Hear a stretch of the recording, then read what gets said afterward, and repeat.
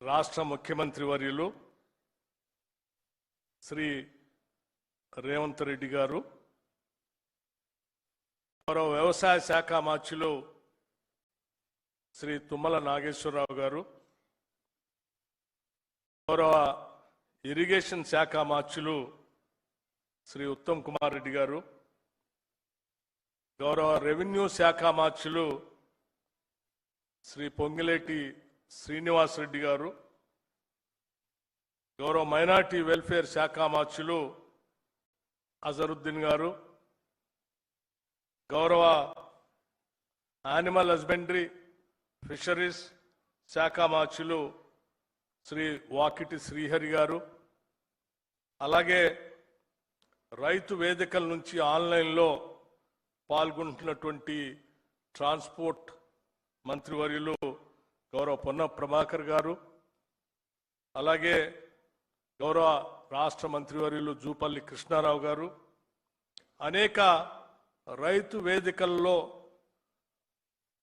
వేలాది మంది రైతు నాయకులు, రైతులు ప్రత్యక్షంగా ఈ సమావేశంలో పాల్గొంటూ రాష్ట్ర ప్రభుత్వం చేపడుతున్నటువంటి ఈ కార్యక్రమాన్ని వీక్షిస్తున్నటువంటి రైతు సంఘాల నాయకులకి, రైతులకి, వేదిక మీద ఉన్నటువంటి గౌరవ పార్లమెంటు సభ్యులకి, గౌరవ శాసన మండలి సభ్యులకి, గౌరవ శాసనసభ్యులకి, ముఖ్యంగా శాసన మండలి అధ్యక్షులు పెద్దలు గుత్తా సుఖేందర్ రెడ్డి గారికి, రాష్ట్ర ప్రభుత్వ సలహాదారులకి, రాష్ట్ర ప్రభుత్వ కార్పొరేషన్ చైర్మన్లకి, అధికారులకి, నూతనంగా రాష్ట్ర ప్రభుత్వ చీఫ్ సెక్రటరీగా బాధ్యతలు చేపట్టినటువంటి మిత్రులకి, అధికారులకి, మీ అందరికీ ముందుగా నా హృదయపూర్వకమైనటువంటి నమస్కారాలు తెలియజేస్తా ఉన్నాను. ఈరోజు రాష్ట్ర వ్యాప్తంగా కాంగ్రెస్ ప్రభుత్వ హయాంలో జరుగుతున్నటువంటి రైతు సంక్షేమ కార్యక్రమాల్లో భాగంగా ఇదొక ముఖ్యమైన ఘట్టం.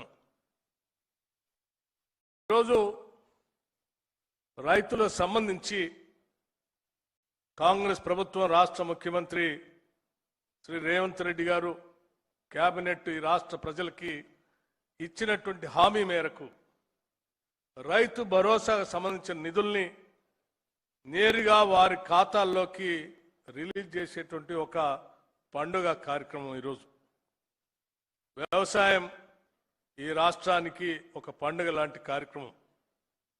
రైతు ఈ రాష్ట్రానికి ఒక వెన్నుముక లాంటి వాడు.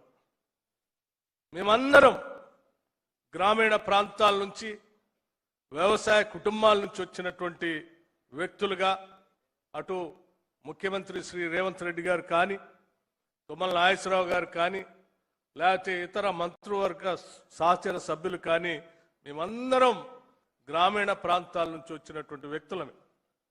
వ్యవసాయ సమస్యల గురించి తెలుసు, రైతాంగ వారి ఇబ్బందుల గురించి తెలుసు, పండించిన పంటకు సంబంధించినటువంటి కొనుగోలు అవసరాల గురించి కూడా తెలుసు. కాబట్టే మీరు పండించినటువంటి ధాన్యాన్ని కొన్ని వేల కోట్ల రూపాయలు ప్రభుత్వానికి అవసరం అయినప్పటికీ కూడా వాటిని వెచ్చించి మీ అందరి దగ్గర నుంచి పండించిన పంటని కొనుగోలు చేయటం జరిగింది. అలాగే ఈరోజు మీరు పంట పండించడానికి, ఒక భరోసా కల్పించడానికి ఈరోజు నిధులు రిలీజ్ చేసేటువంటి కార్యక్రమాన్ని కూడా పెద్ద ఎత్తున చేస్తూ ఉన్నాం.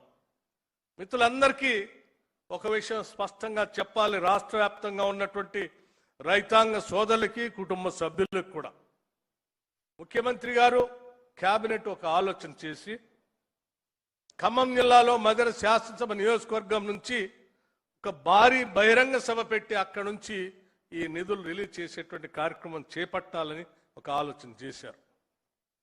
ఆలోచన చేసినప్పుడు రాష్ట్ర వ్యాప్తంగా ఉన్నటువంటి రైతాంగ సోదరులు ఆశీర్వదించడానికి, ఆహ్వానించడానికి సిద్ధంగా ఉన్నారు.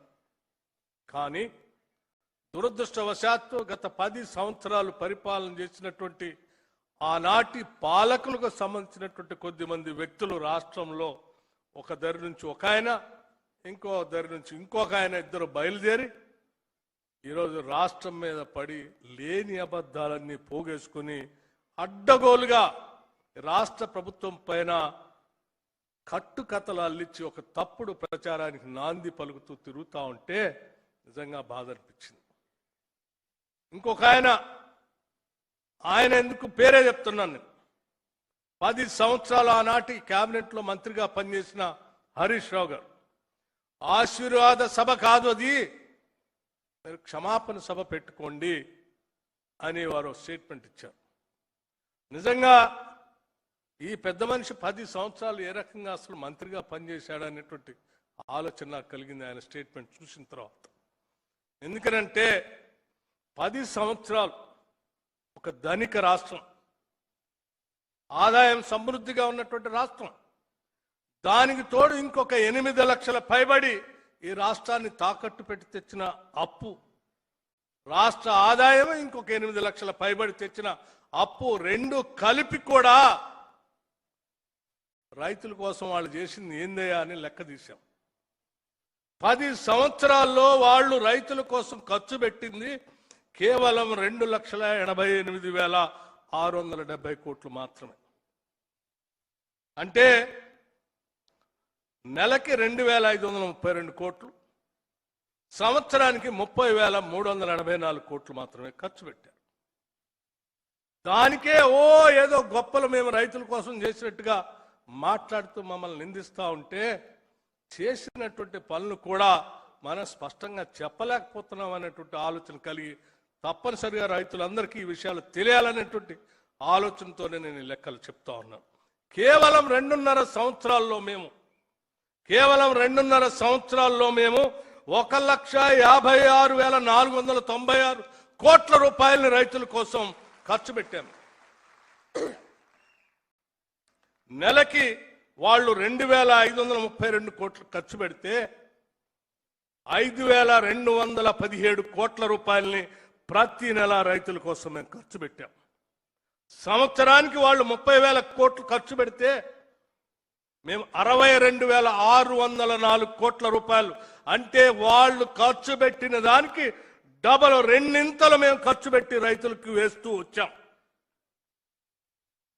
ఇది కేవలం మా దగ్గర ధనిక రాష్ట్రంగా మీరు మాకు అప్పు చెప్పుకోవాలి, లేకపోతే మీలాగా మేము 8 లక్షల కోట్లు అప్పు తెచ్చుకొని ఖర్చు పెట్టే పరిస్థితి కూడా లేదు. మీరు చేసినటువంటి అప్పులకు సంబంధించి 8 లక్షల పైబడినటువంటి ఆ అప్పులు కడుతూనే కేసీఆర్ చేసిన 8 లక్షల కోట్ల అప్పుకు సంబంధించి మేము కేవలం ఈ 2.5 సంవత్సరాల్లో 2,08,557 కోట్ల రూపాయలని అసలు అప్పు బ్యాంకులు కడుతూనే ఈ 1,56,496 కోట్లు రైతుల అకౌంట్లో వేసాం. ఒకవేళ ఈ కేసీఆర్ 8 లక్షల కోట్ల రూపాయల అప్పు చేసి ఉండకపోతే, మమ్మల్ని తాకట్టు పెట్టి ఉండకపోతే, ఈ 2.5 సంవత్సరాల్లో మేము బ్యాంకులు కట్టినటువంటి అప్పు అసలు 2,08,557 కోట్ల రూపాయల్ని ఈ రైతుల కోసం, ఈ రాష్ట్రం కోసమే ఖర్చు పెట్టేవాళ్ళం కదా. ఈ రాష్ట్రానికి ఖర్చు పెట్టాల్సినటువంటి 2,08,557 కోట్లు కేసీఆర్ తెచ్చిన అప్పులు కట్టడానికే అయిపోయినాయి కదా. అవి కడుతూ కూడా మీకంటే డబలు రైతుల కోసం మేము ఖర్చు పెట్టాం కదా. ఖర్చు పెట్టడమే కాదు, మీరు ఎన్ని అవహేళనలు, అబద్ధాలు పోగేసి రాష్ట్ర ప్రభుత్వం మీద నోటికొచ్చినట్టు మాట్లాడుతూ ఉంటే కూడా వాటిని భరిస్తూ పాలన సాగిస్తూ, మా బాధ్యత ఈ రాష్ట్ర పాలన సాగించడం, ప్రజల సంక్షేమం చూడటం తప్ప వీళ్ళు మాట్లాడేటువంటి స్థాయికి దిగజారిపోయి మేము మాట్లాడాలి ఆలోచన చేయకూడదని మేము చాలా గౌరవంగా ఈరోజు పాలన సాగిస్తూ ముందుకు పోతా ఉన్నాం. అయినా కూడా ఇంకా బరి తెగించి లేని ఉన్నట్టుగా, ఉన్నాయి లేనట్టుగా కట్టుకథలు సృష్టించి రోజుకొక అబద్ధపు ప్రచారంతో ఈరోజు రాష్ట్రం మీద బరి తెగించి ఓ పక్కన బావా ఇంకో పక్కన బాంబర్ది తిరుగుతూ ఉంటే అనిపిస్తూ ఉంది, ఎక్కడ న్యాయం ఇది? ఎక్కడ న్యాయం ఇది? 10 సంవత్సరాలు లూటీ చేసి దోపిడీ చేసి పోయింది కాక ఇంకా తగుదనమ్మా బయటకు వచ్చి మాట్లాడుతూ ఉంటే తప్పదు. ఇక వాస్తవాలు రాష్ట్ర ప్రజలకు చెప్పకుండా ఉండలేమనేటువంటి ఆలోచనతో ఈరోజు లెక్కలతో సహా మీ అందరికి చెప్తూ, మాకు ఎన్ని కష్టాలు వచ్చినా ఎన్ని ఆర్థిక పరమైన ఇబ్బందులు ఉన్నా ముఖ్యమంత్రి గారు కేబినెట్ ఒకటే మాట చెప్తా ఉన్నారు, మనం ఈ రాష్ట్రంలో ఉన్న రైతాంగ సోదరులకి మాటిచ్చాం, రైతు భరోసా చేస్తామని చెప్పాం. 600 అయినా 106 అయినా తప్పనిసరిగా రైతు భరోసా చేసి తీరాల్సిందే, చేస్తామని చెప్పి ఈరోజు ఆలోచన చేసి మీ ముందుకు వచ్చి చేస్తా ఉన్నాం. భవిష్యత్తులో కూడా తప్పనిసరిగా చేసే కార్యక్రమాన్ని చేపడతాం తప్ప మేము అబద్ధాలు చెప్తూ పొద్దు గడిపేటువంటి కార్యక్రమం మాత్రం చేయమని చెప్పి స్పష్టంగా చెప్పటానికే మధ్య శాసనసభ నియోజకవర్గంలో ఈరోజు 30వ తారీఖు నాడు భారీ బహిరంగ సభ పెట్టి అక్కడ నుంచే ప్రకటిద్దామనంటే కూడా వర్షం పడితే దాన్ని ఏమైనా పోస్ట్పోన్ చేసుకుని 4 రోజులు ఏకుండా ఉంటారేమో అనేటువంటి ఆలోచన కూడా రానియకూడదనే ఆలోచనతోనే ఈరోజు ఇక్కడ ఈ సభ పెట్టి మీ అందరి సమక్షంలో రాష్ట్ర వ్యాప్తంగా అన్ని రైతు భవనాల్లో రైతులందరినీ కూర్చోబెట్టి వేసే కార్యక్రమాన్ని ఇచ్చిన మాట ప్రకారం 30వ తారీఖు నాడు వేస్తామనంటే వేసే కార్యక్రమాన్ని చేపట్టి ఈరోజు మీ ముందుకు పోతా ఉన్నాం. ఇది రాష్ట్ర ప్రభుత్వానికి, ఇందిరమ్మ ప్రభుత్వానికి రైతుల పట్ల ఉన్న నిబద్ధత, మా లక్ష్యం కూడా. మీరందరూ బాగుండాలని, మీరు పండించే ప్రతి పంట మీ కుటుంబానికి మేలు జరిగేటట్టుగా ఉండాలని, ఆనాడు రైతు రుణమాఫీ ఏ రకంగా చేశామో